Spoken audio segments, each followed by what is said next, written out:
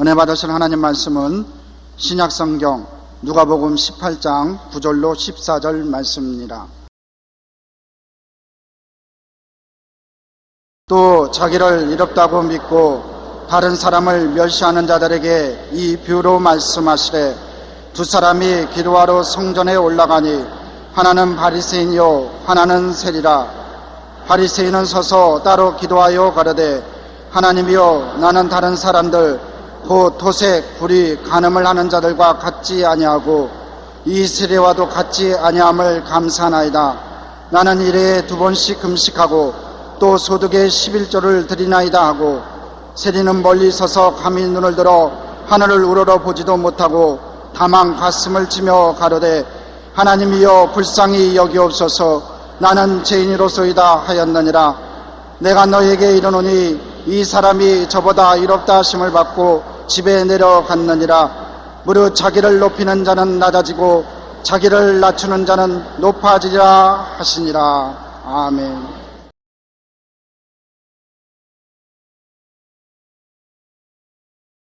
저는 오늘 여러분과 더불어 의로운 죄인과 더러운 죄인, 이 제목으로 말씀을 나누고자 합니다. 예수님께서는 누가복음 18장 9절로 14절에 놀라운 말씀을 하셨습니다. 자기를 의롭다 믿고 다른 사람을 멸시하는 자들의 이 비유로 말씀했습니다. 두 사람이 기도하러 교회에 갔는데, 한 사람은 바리새교인입니다. 굉장히 철두철미 신앙생활을 해나가는 바리새교인이고, 또 다른 사람은 세리였습니다. 세리는 남의 재산을 늑탈하고 부정부패를 행하고 유대인들의 세금을 탈취해서 로마에게 바치는, 굉장히 미움을 받고 괄시를 받는, 세상이 다 아는 죄인이었습니다. 그런데 이 바리새인은 자기를 의롭다 하고 남을 물시했습니다. 자기의 공적을 자랑했습니다. 누가복음 18장 12절에 나는 일에 2번씩 금식하고 또 소득의 11조를 드리나이다. 굉장한 분입니다. 일주일에 2번 금식한다는 것은 쉬운 일이 아니죠. 그리고 11조는 채소까지 다 상세하게 11조를 드리는 그런 삶을 사는 사람입니다. 그리고 자기 행위의 자랑을 이렇게 했습니다. 바리새인은 서서 따로 기도하여 가로되, 하나님이여, 나는 다른 사람들과 즉 토색하고 불의하고 간음하는 자들과 같지 아니하고 이 세리와도 같지 아니함을 감사하나이다. 그 윤리와 도덕적으로도 탁월한 삶을 살았습니다. 스스로 자랑스럽게 말했습니다. 하나님 앞에서 나는 토색도 아니하고 불의도 아니하고 간음도 하지 않습니다. 저기 있는 저 세리와 같은 삶도 살지 않으니 감사하다고 말했습니다. 그러나 그 모든 기도 속에는 교만과 자기 우상화, 이것이 들어있었습니다. 하나님은 교만과 자기 우상화를 가장 미워합니다. 이 바리새 교인은 외면적으로 볼 때 굉장한 의인이었지만 하나님 보실 때는 아주 더러운 죄인이었습니다. 그렇기 때문에 의로운 죄인입니다. 성경에는 물은 마음이 교만한 자를 야훼께서 미워하시나니 사람의 행위가 자기 보기에는 모두 깨끗하여도 야훼는 심령을 감찰하신다고 말씀한 것입니다. 그러나 세리는 자태가 공연한 죄인이거든요. 세리는 멀리 있어서 감히 눈을 들어 하늘을 우러러보지도 못하고 다만 가슴을 치며 가로되, 하나님이여, 불쌍히 여기시옵소서. 나는 죄인이로소이다 하였느니라. 자기의 공적도 없고 자기 행위는 죄인임을 하나님 앞에 솔직하게 고백했습니다. 자기를 낮추고 자기를 깨뜨리고 하나님의 긍휼만을 바라는 이 사람은 더러운 죄인입니다. 바리새 교인은 자기를 의롭다고 생각했기 때문에 의로운 죄인이고, 세리는 자기를 공개적으로 죄인으로 고백했기 때문에 더러운 죄인입니다. 의로운 죄인과 더러운 죄인 두 사람이 하나님 앞에 선 것입니다. 자기 교만, 자기 우상화한 의로운 죄인보다 낮아지고 자기가 죄인임을 고백하고 깨어져 하나님의 용서를 구한 더러운 죄인이 하나님 앞에 의롭다함을 입고 나간 것입니다. 주님께서 그렇게 말씀하셨습니다. 두 사람이 다 기도하고 교회에서 나갔는데 자기를 의롭다고 하는 의로운 죄인보다도 자기의 가슴을 치고 죄인임을 고백한 더러운 죄인인 세리가 하나님 앞에 의롭다함을 입고 나갔다고 말한 것입니다. 우리 하나님께서는 가장 미워하는 것이 의로운 죄인입니다. 자기 공적을 내세우고 자기 자랑하고 자기 우상화하고 자기 교만한 이 정신적인 영적인 죄악을 하나님은 굉장히 미워하십니다. 겉으로 보기에는 아주 좋은 사람 같고 의로운 사람 같지만 영적인 교만을 주님은 굉장히 미워하시는 것입니다. 우리가 성경에 보면 탕자 이야기가 있습니다. 한 사람이 두 아들을 길렀는데 그 둘째 아들이 아버지로부터 독립하여 스스로 삶의 주인이 되기를 원했습니다. 무엇 때문에 아버님이 주인이시고 우리는 그 밑에서 종처럼 살 필요가 있겠는가? 아버님을 섬기고 아버지 뜻대로 살 이유가 없다. 나도 주인으로서 스스로 독립하여 살아야 되겠다. 그래서 아버지에게 밤낮으로 자기의 상속을 달라고 간청을 했습니다. 누가복음 15장 11절로 12절에 어떤 사람이 두 아들이 있는데 그 둘째가 아비에게 말하되 아버지 재산 중에서 내게 돌아올 분깃을 내게 주소서 하는지라 아비가 그 살림을 각각 나누어 주었다고 말한 것입니다. 이 사람은 아버지가 주인 되기를 원치 않았습니다. 아버지의 권위를 원치 않았습니다. 아버지 그림자가 비치는 것을 원치 않았기 때문에 나누어 준 재산을 다 정리해서 자기 포켓에 넣고 아버지가 영향력을 미치지 못하는 먼 나라로 가버렸습니다. 그래서 먼 나라에서 허랑방탕했습니다. 돈이 있으니까 친구들도 많고 여자들도 많이 딸랐습니다. 주지육림 속에서 허랑방탕하게 살았습니다. 사람이 허랑방탕하고 기근에 취하지 않을 사람이 있겠어요? 자원이란 끝없이 있는 것이 아닙니다. 자원을 낭비하면 결국에는 기근이 다가오는 것입니다. 우리 인생들도 지구에서 자원을 낭비하고 있습니다. 오늘 물의 자원, 공기의 자원, 자연 자원을 낭비하고 너무나 허랑방탕하게 우리 인생들이 살고 있기 때문에 얼마 있지 않아요 지구 자원이 고갈되는 기근에 처할 위험이 우리에게 있습니다. 반드시 다가올 것입니다. 반드시 물이 부족하게 되고 대기가 오염되고 물자가 부족해지고 어려움에 처합니다. 벌써 석유 자원이 고갈되어서 석유값이 천정모르게 뛰어오르고 있지 않습니까? 허랑방탕의 뒤에는 반드시 기근이 다가오게 되는 것입니다. 이 청년은 기근이 다가와서 호구지책이 어려워졌습니다. 밥 먹기가 어려워지니까 자기를 따르던 친구들 다 도망치고 자기를 우상화하던 여자들도 다 떠나가고 말한 것입니다. 그는 먹고 살기 위해서 도시 사람에게 직장을 구하다가 구한 직장이 농촌에 가서 돼지를 치는 일꾼이 되는 것이었습니다. 유대인들에게는 돼지 치는 일꾼은 가장 저급한 노동인 것입니다. 천한 노동인 것입니다. 그러나 먹고 살기 위해서는 별 도리가 없지요. 무능력한 독립과 주인됨의 비극인 것입니다. 아버지는 주인이 되어도 당당한 능력과 권세가 있지만은 이 사람은 권세와 능력도 없으면서 스스로 주인 되려고 한 결과로 비극에 처하게 된 것입니다. 그러나 그가 하루는 가만히 생각했습니다.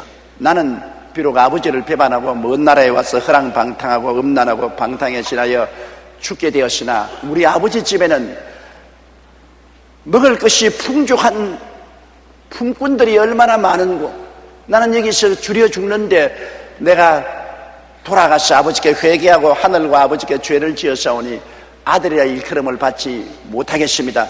나를 품꾼의 하나로 보소서. 품꾼으로 고용되더라도 먹고는 살아야 되지 않겠냐. 그가 고통의 극한에 처할 때 자기 정신이 드는 것입니다. 사람들은 그래요.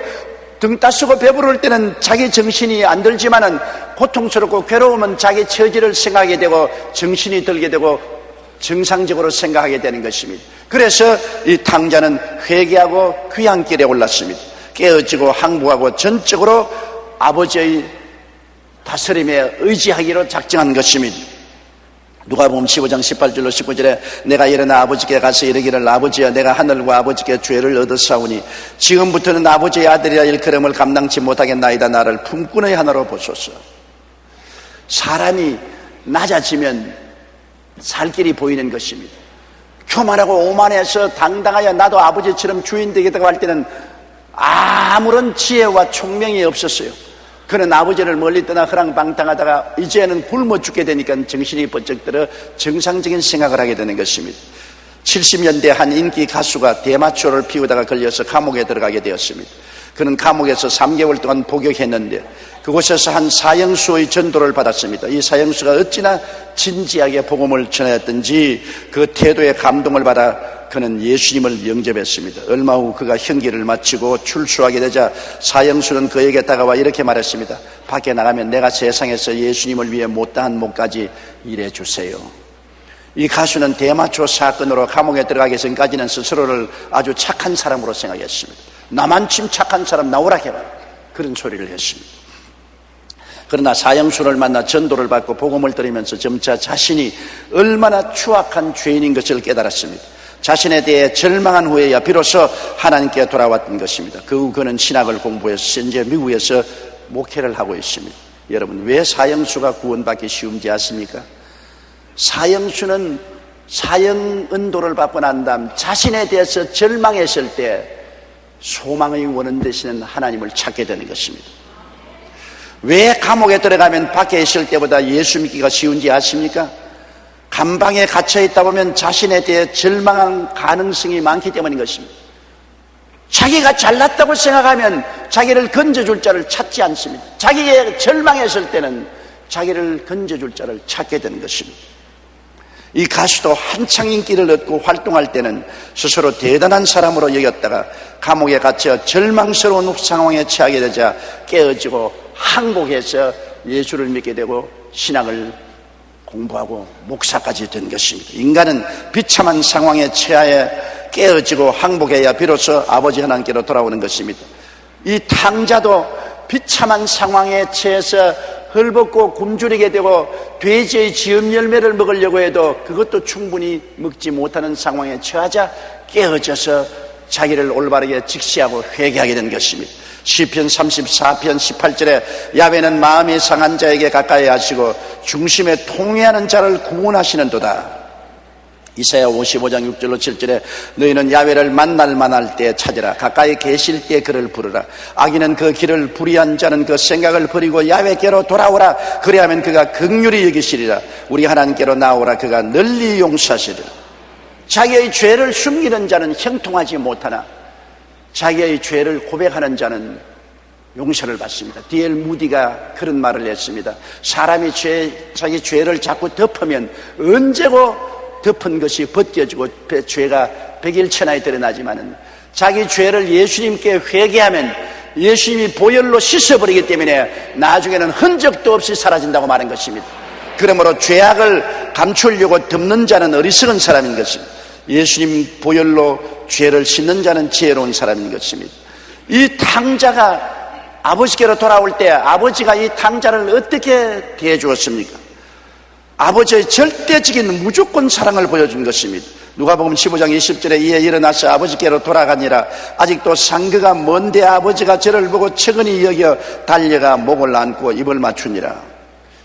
그래서 아버지 앞에 꿇어 엎드려 내가 하늘과 아버지께 죄를 지었사오니 아들이라 일컬음을 받을 수가 없습니다. 나를 품꾼의 하나를 보소서 할 때 아버지는 그 말을 들은 채 만취했습니다. 아버지는 이 탕자의 과거에 대해서 한마디도 말씀하지 않았습니다. 아무것도 꾸짖지 않았었습니다. 아버지는 무조건적으로 그 돌아오는 탕자를 사랑으로 받아주셨습니다. 그러고 난 다음 가장 좋은 옷을 입히고 반지를 끼워주고 신발을 신기고 이 아들을 위해서 살찐 송아지를 잡아 잔치를 베풀고 음악을 연주하며 즐거워하였던 것입니다. 시편 103편 12절로 13절에 이 말씀을 들어보십시오. 동이 서에서 먼 것 같이 우리 죄가를 우리에게서 멀리 옮기셨으며 아비가 자식을 불쌍히 여김같이 야훼께서 자기를 경외하는 자를 불쌍히 여기시나니라. 이사야 49장 15절에 여인이 어찌 그 젖먹는 자식을 잊겠으며 자기 태에서 난 아들을 긍휼히 여기지 않겠느냐. 그들은 혹시 너를 잊을지라도 나는 너를 잊지 아니할 것이니라. 회개하고 돌아온 자식에 대해서 너 과거에 이렇게 저렇게 했지, 이런 나쁜 짓 저런 나쁜 짓을 했지, 고약한 놈아, 꾸짖지 않았었습니다. 과거에 대해서 아버지는 한 말도 말씀 안 했습니다. 회개하고 돌아온 자식은 무조건적으로 하나님 끌어안고 우리를 용납해 주시는 것입니다. 우리가 즐겨 부르는 찬송 중에 405장 나 같은 죄인 살리신이라는 찬송이 있지 않아요? 이 찬송은 존 뉴턴이 작사했는데 그는 원래 노예 상인이었습니다. 그의 어머니는 신앙이 좋아서 하나님을 잘 섬기며 아들을 위해서 주야로 기도했지만 정작 그는 하나님을 믿지 않았습니다. 오히려 아프리카에서 노예를 잡아다가 배에 싣고 오면서 상어밥으로 던지기도 하고, 산 노예를 던지면 상어가 그대로 삼키는 것을 보고 비명소리를 들으면서 그는 기뻐했었습니다. 그 모습을 보고 즐거워하는 아주 잔인한 사람이었어요. 그런데 하루는 배가 거대한 풍랑을 만나 파선 지경에 이르렀습니다. 살 가망이 없었습니다. 아주 생명의 위기에 처하게 되니까 자기 본심으로 돌아오게 된 것입니다. 고난이 사람으로 하여금 본심으로 돌아오게 만들어주는 것입니다. 존 뉴턴은 이때 어머니가 믿었던 하나님이 생각나서 이렇게 기도했습니다. 하나님이여, 내 어머니가 섬기던 하나님이여, 내 어머니가 진실하게 하나님을 섬기고 기도했지 않습니까? 내 어머니의 기도를 들으시고 나를 살려주십시오. 내가 이 위기에서 벗어나면 이제 하나님을 섬기겠습니다. 그러자 기도를 들으신 하나님께서 파도를 멈추어 주셔서 배가 파선을 면하고 불란서의 한 해안에 도착했습니다. 그는 자신을 가장 무지하고 가장 비천하고 가장 무참히 버려진 노예 중에 하나라고 말했습니다. 그러고는 회개하고 그 길로부터 맨발을 벗고 다니면서 복음을 전파했습니다. 과거를 묻지도 굳이지도 아니하시는 하나님의 절대적이고 무조건적인 사랑에 감사하여 그는 찬송을 지었습니다. 그것이 바로 나 같은 죄인 살리신 주은의 놀라와 잃었던 생명 찾았고 광명을 얻었네. 이제껏 내가 산 것도 주님의 은혜라. 또 나를 장차 본향에 인도해 주시리. 하나님의 사랑은 그 어떤 사람도 용서하고 품어주시는 것입니다. 회개하고 돌아오는 사람에게 과거를 주님께서 덜추어내서 꾸짖지 아니하시는 것입니다. 하나님은 무조건 씻어버리는 것입니다. 용서해 주시고 품에 품어주시는 것입니다. 주님께서는 이 돌아온 탕자를 마음에 품어서 사랑해 주시고 그를 위해서 기뻐 잔치까지 베풀어진 것입니다. 똑같은 아들 중에 첫째 아들을 보십시다. 둘째 아들은 더러운 죄인입니다. 그러나 첫째 아들은 어떤 분입니까? 그는 의로운 죄인입니다. 왜 의로운가? 누가복음 15장 25절에 보면 맏아들은 밭에 있다가 돌아왔댔습니다. 둘째 아들이 방탕할 동안에 맏아들은 아버지의 밭에서 열심히 일한 착실한 사람이었습니다. 29절 상반절에 보면 내가 여러 해 아버지를 섬겨 명을 어김이 없다고 말했습니다. 아버지를 떠나지도 아니하고 아버지의 명령을 충실히 순종하고 방탕하지도 아니하고 바르게 살았으므로 의로운 사람 아닙니까? 맏아들은 어느 면으로 보아도 칭찬할 만한 의로운 사람이었습니다. 그러나 왜 의로운 죄인입니까? 자기의 공적에 잡혔습니다. 나는 이런 사람이다. 내가 이렇게 했지 않습니까? 자기의 공적에 잡히고 자기 자랑에 잡힌 사람입니다. 회개하고 돌아온 동생에 대해서 비판과 적개심을 가지고 있었습니다. 누가복음 15장 28절에 제가 노하여 들어가기를 즐겨 아니하거늘 30절에 아버지의 살림을 창기와 함께 먹어버린 이 아들이 돌아오며 이를 위하여 살찐 송아지를 잡으셨나이다고 아버지께 어마어마한 항의를 했습니다. 그는 열심히 일하고 아버지 명령을 순종하고 착하게 살았지만은 그 마음 속에는 자기 자랑, 자기 교만, 동생에 대한 적개심, 아버지에 대한 반항심이 꽉 들어차 있었습니다. 로마서 3장 20절에 그러므로 율법의 행위로 그의 앞에 의롭다 하심을 얻을 육체가 없다고 말한 것입니다. 율법의 행위를 자랑을 하면 그 율법 행위로 심판을 받기 때문에 아버지 앞에 설 사람이 없습니다. 이사야 64장 6절에 대저 우리는 다 부정한 자 같다. 우리의 의인은 다 더러운 옷 같으며 우리는 다 쇠폐함의 잎사귀 같으므로 우리의 죄악이 바람같이 우리를 몰아가나이. 내가 의롭다고 자랑하지만은 하나님이 볼 때는 더러운 옷 같고 다 쇠폐한 나무 잎사귀 같다고 말하는 거죠. 하나님 나는 의로운 사람입니다. 어디 보자. 얼마나 의로운지 한번 보자. 야 임마 썩은 냄새가 나는구나. 쇠폐한 나무 잎사귀 같은 놈이 무슨 잔소리냐. 하나님 앞에 스스로 의롭다고 자랑할 사람이 아무도 없는 것입니다. 이 맏아들은 아버지에 대한 원망과 반항을 가지고 있었습니다. 누가복음 15장 29절에 내게는 염소 새끼라도 주어 나와 내 벗으로 즐기게 하신 일이 없더니 허랑방탕하고 창기와 아버지 재산을 다 먹고 이놈을 위해서는 살찐 송아지를 잡으셨다고 아버지에 대한 반항심이 있었습니다. 그동안의 예외적인 행위를 볼 때는 참으로 착하고 순종하고 좋은 아들 같았는데 마음에 아버지에 대한 원망과 적개심, 동생에 대한 분노와 적개심이 꽉 들어차 그는 영적으로 정신적으로 탕자였습니다. 영적으로 정신적으로 죄인이었습니다. 맏아들은 공개된 더러운 죄인이고 둘째 아들은요, 맏아들은 의로운 죄인이었습니다. 그래서 이 농부가 데리고 있는 두 아들이 모두 다 죄인입니다. 둘째 놈은 더러운 죄인이고 맏아들은 의로운 죄인입니다.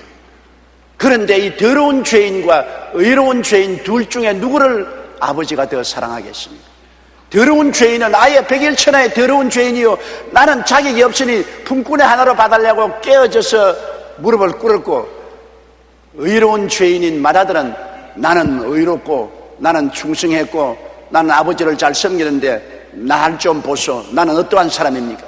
그러나 속으로는 아버지에게 대해서 분노하고 반항하고 동생에 대해서는 적개심을 품고 미워했었습니다. 의로운 죄인이었습니다. 결국 아버지는 깨어져 회개하고 아버지 뜻대로 살겠다고 돌아온 더러운 죄인을 자기 자랑과 공적의 자부심을 갖고 동생에 대한 비평과 적개심을 가지며 아버지를 원망하고 반항한 첫째 아들보다 사랑해서 그를 위해서 잔치를 베풀어 주었던 것입니다. 내가 의롭다고 자랑하고 스스로 남을 비평하고 판단하는 사람은 자기도 하나님 앞에는 죄인입니다. 이름을 좀 잘 붙여준다면 의로운 죄인이죠. 그러나 백일천하에 죄를 짓고 회개하고 깨어지고 돌아온 더러운 죄인을 하나님은 더 사랑하여 주시는 것입니다. 20세기 위대한 신학자 가운데 한 사람인 칼 바르트는 이제까지 깨달은 가장 위대한 신학의 진수가 무엇입니까? 하는 질문을 받았을 때 이렇게 대답했습니다. 예수님이 사랑한다는 성경 말씀이 신학의 가장 근본적인 진수라고 말한 것입니다. 바르트는 그 어떤 위대한 지식보다 성경을 통해 깨달은 하나님의 절대적이고 무조건적인 사랑을 말한 것입니다. 이 세상에서 발견할 수 있는 최고의 진리는 우리를 사랑하시는 하나님이 계신다는 것입니다. 하나님께서 말씀하시기를 내가 자비를 원하고 제사를 원치 아니한다. 자비라는 것은 불쌍히 여기는 마음, 사랑을 원하고 제사는 율법인 것입니다. 율법을 원하지 아니한다. 우리 하나님은 우리가 율법주의적인 안경을 쓰고 이웃의 옷을 베끼고 핥히고 먹칠을 하고 짓밟는 그러한 삶을 원치 않습니다. 하나님은 입혀주고 치료해주고 씻어주고 추스려주는 사랑의 행위를 좋아하시는 것입니다. 그렇기 때문에 하나님은 의로운 죄인보다도 더러운 죄인을 사랑하시는 것입니다. 똑같이 하나님을 믿고 교회당에 나와서 기도하는데 세리는 더러운 죄인입니다. 가슴을 치고 하나님 앞에 회개하고 용서해달라고 하는 더러운 죄인은 하나님이 용서해 주시고 의롭게 해서 내보내 주시고, 의로운 죄인인 바리새 교인은 나는 일주일에 2번 금식하고 11조 다 드리고 나는 음란도 안 하고 간음도 안 하고 방탕도 아니하고 토색도 아니합니다. 날 좀 보수하는 자기 자랑하고 오만하고 자기 우상화한 의로운 죄인은 의롭다 하지 않고 하나님이 그대로 내보내버린 것입니다. 그 두 사람이 다 하나님의 성전에 와서 기도드린 성도였습니다. 안 믿는 죄인 아닙니다.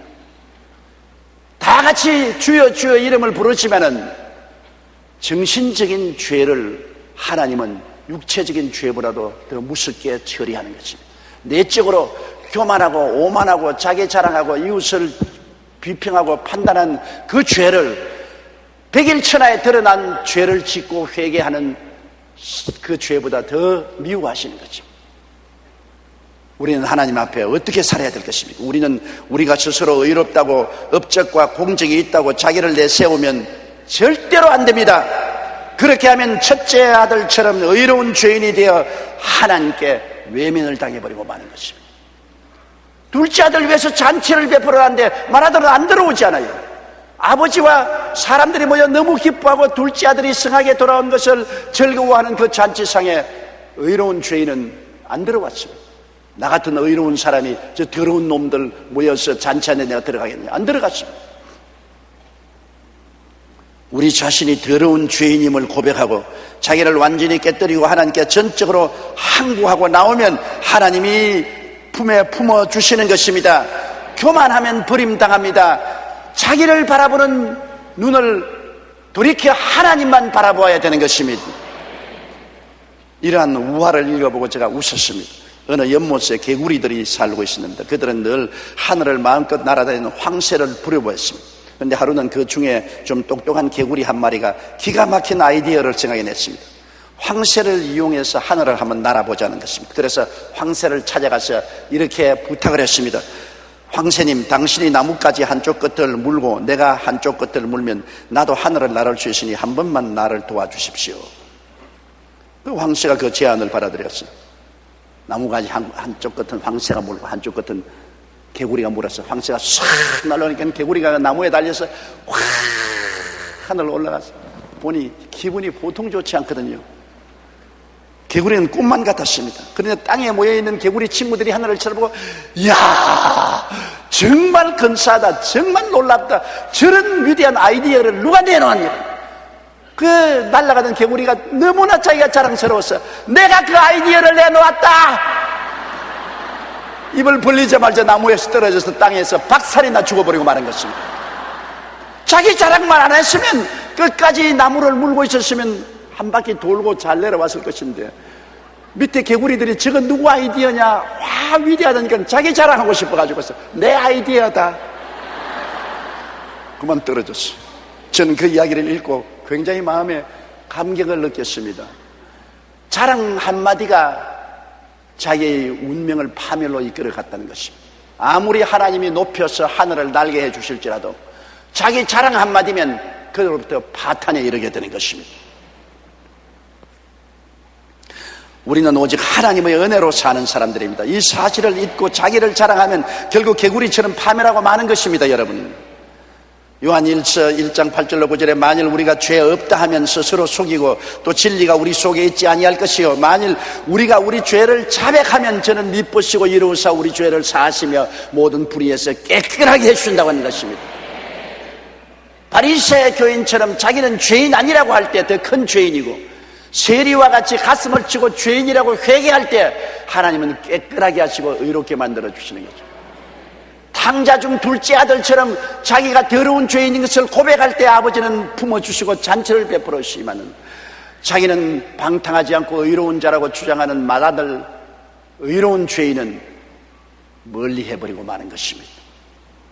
베드로전서 5장 5절로 6절에 하나님이 교만한 자를 대적하시되 겸손한 자들에게는 은혜를 주시느니라. 그러므로 하나님의 능하신 손 아래서 겸손하라. 때가 되면 저희를 높이시리라.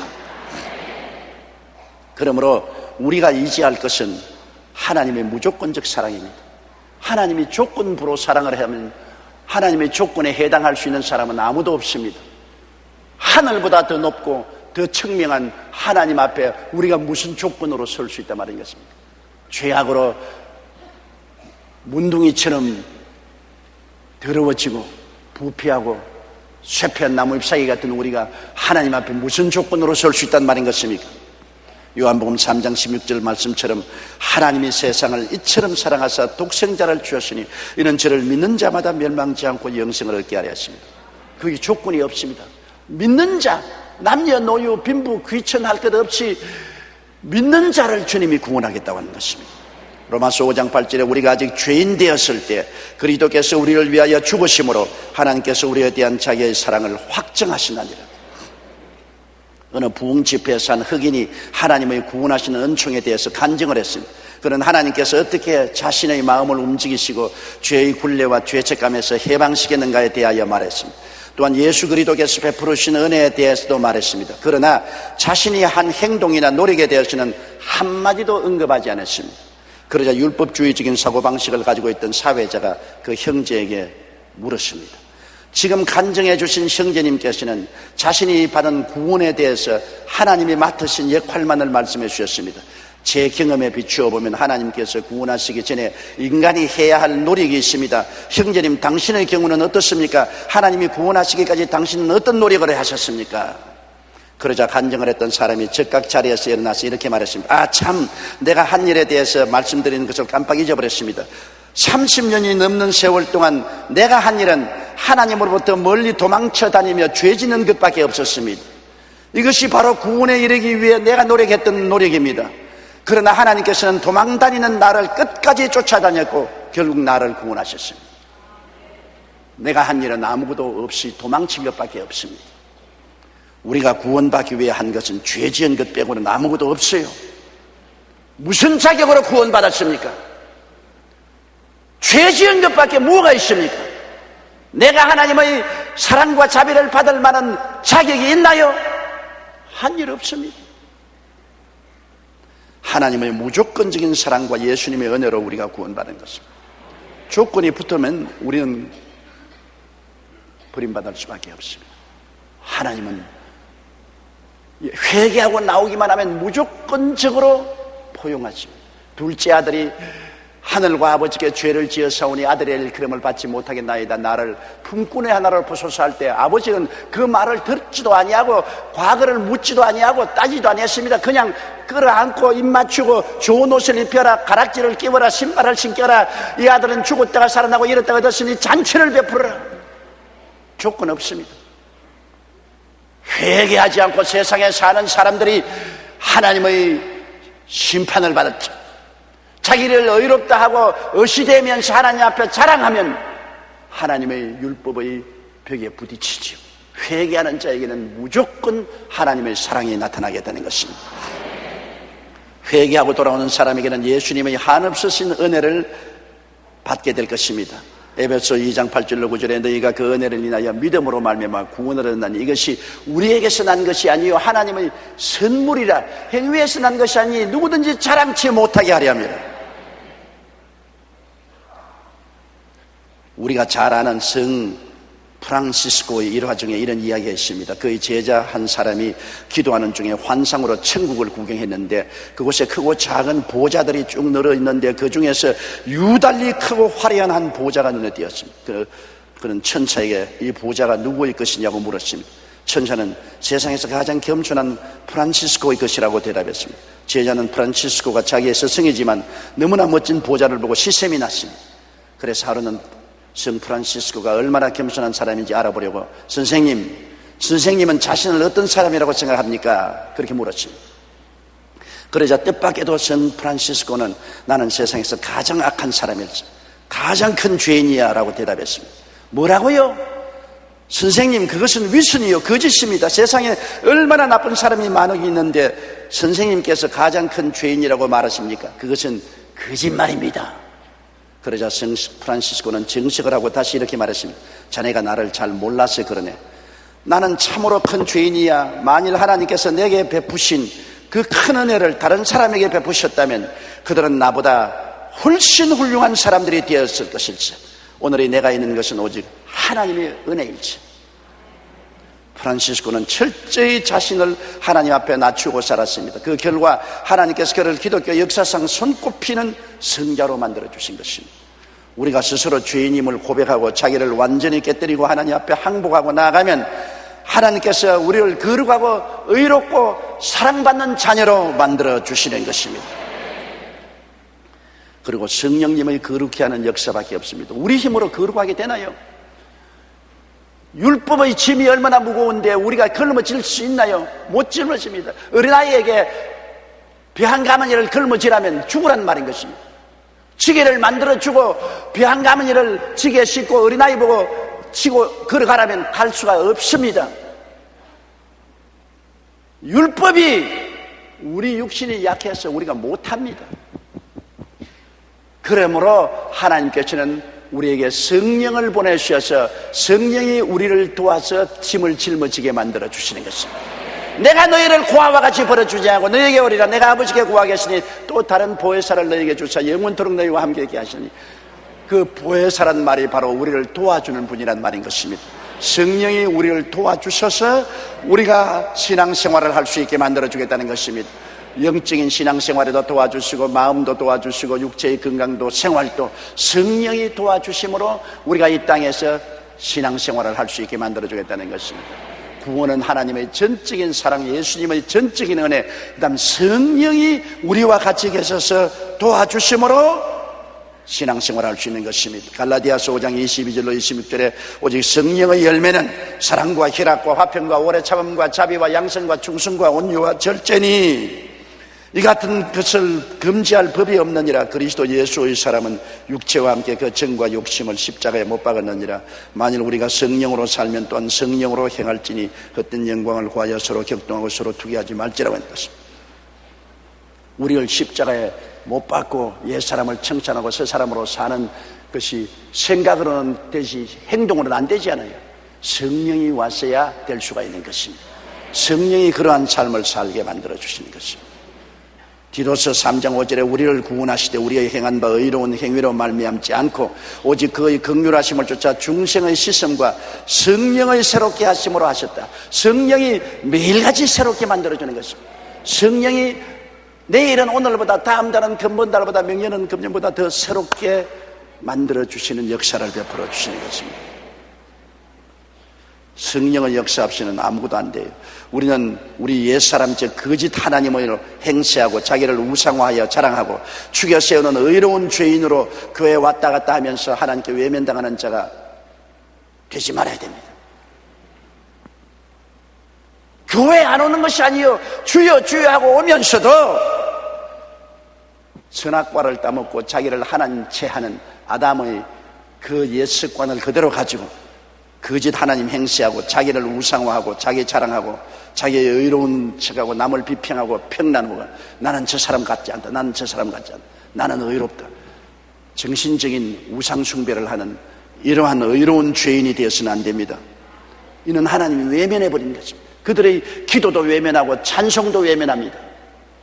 자기의 죄인됨과 절대적인 무능력함을 깨닫고 고백하고 옛사람을 십자가에서 심판하고 폐기 처분하고 하나님 앞에 항복하고 오직 믿음, 오직 순종하며 하나님의 사랑과 예수님의 은혜와 성령님의 역사에 감격하여 뜨거운 감사로 살아가는 사람은 하나님이 품어주시고 천국의 은혜의 잔치에 참여하게 만들어주시는 것입니다. 오직 믿음, 오직 순종, 오직 하나님 자랑, 오직 하나님께 영광만 돌리는 여러분 되시기를 주의 이름으로 축복합니다. 에레미야서 17장 7절에 무릇 야훼를 의지하며 야훼를 의뢰하는 그 사람은 복을 받을 것이라고 말한 것입니다. 다 같이 고개숙여 기도드리겠습니다. 전능하신 아버지 하나님, 오늘날 교회에 의로운 죄인들이 너무나 많습니다. 자기 스스로를 의롭다고 하고 다른 사람을 비평하고 평론하고 짓밟습니다. 남의 벗기고 남을 핥히고 남에게 흑칠을 하고 짓밟는 율법주의자들이 너무나 많습니다. 그러나 이 사람들은 스스로 보기에 의롭다고 생각하나 의로운 죄인으로 하나님께 외면을 당하고 버림을 당하고 잔치에 참여하지 못합니다. 아버지여, 우리는 솔직하게 자기 자신을 들여다보고 더러운 죄인임을 고백하게 도와주시옵소서. 이 세리같이 둘째 아들같이 자기를 깨뜨리고 항복하고 죄인임을 고백하고 전적으로 하나님만 의지하고 순종하고 하나님으로 자랑하고 하나님을 따라가고 하나님의 영광을 위해서 사는 우리들이 되게 도와주시옵소서. 그래서 사랑으로 살고 사랑으로 실천하는 우리들이 되고 서투른 율법주의자가 되지 말게 하여 주시옵소서. 예수님 이름으로 기도드리옵나이다. 아멘.